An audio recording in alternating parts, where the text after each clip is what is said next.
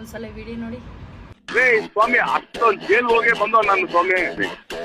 What you people are doing? ಏನ್ ನಿಮ್ದು media? ಏನ್ರಿ ಮೀಡಿಯಾ?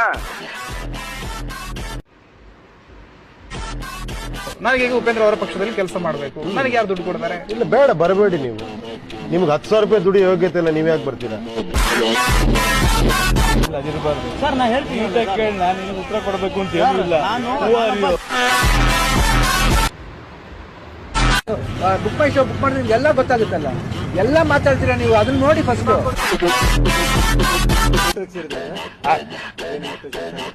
ನಿಮ್ಗೆ ಯಾಕೆ ಬೇಕದು? ತಿಕಾ ಮುಚ್ಕೊಂಡು ಹೋಗಲ್ಲ. ಬೇರೆ ಮೈಸೂರು ಬೇರೆ ಮೈಸೂರು